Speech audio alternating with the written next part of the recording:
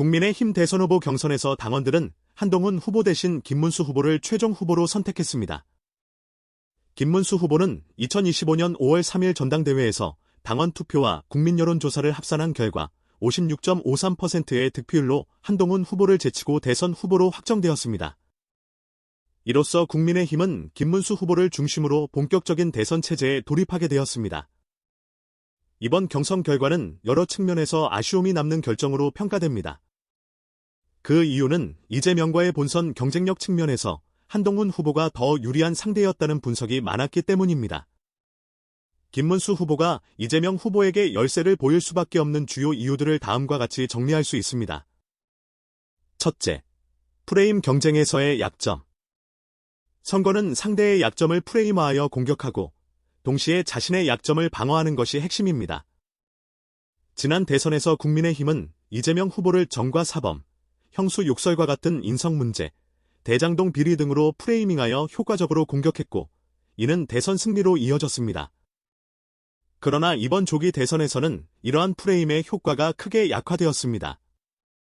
이미 이재명 후보에 대한 호불호가 극명하게 갈린 상황에서 기존의 사법 리스크나 부패 프레임은 더 이상 결정적 변수로 작용하지 않기 때문입니다.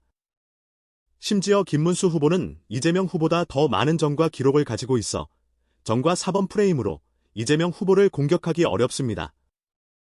이는 국민의힘이 기존에 검증된 훌륭한 공격 프레임을 사용하지 못하는 구조적 한계로 작용합니다. 둘째, 내란 및 탄핵 프레임의 취약성.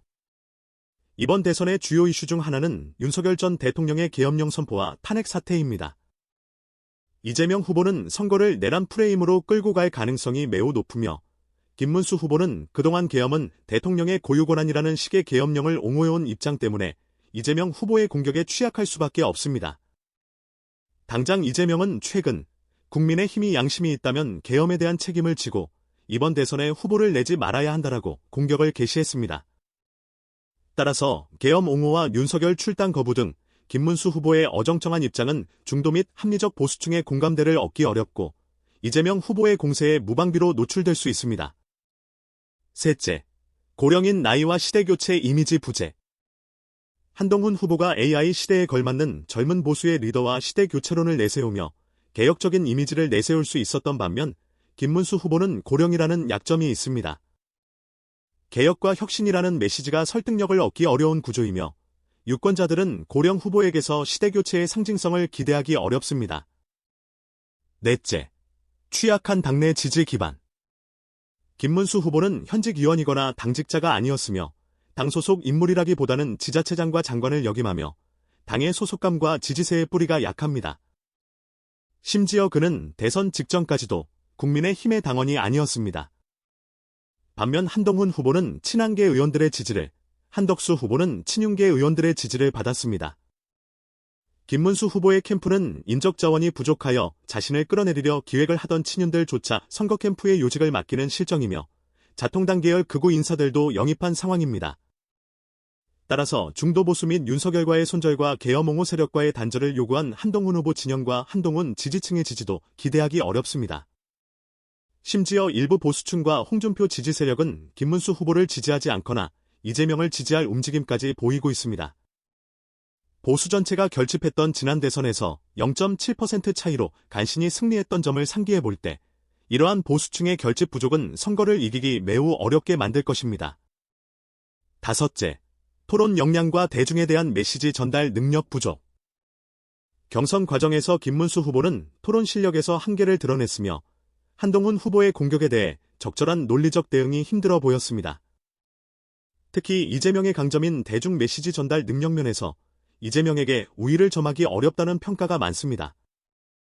이재명 역시 토론에 강점이 있는 후보는 아니지만 이번 선거가 탄핵 전국이라는 특수성 때문에 김문수의 약점이 더 부각될 가능성이 큽니다.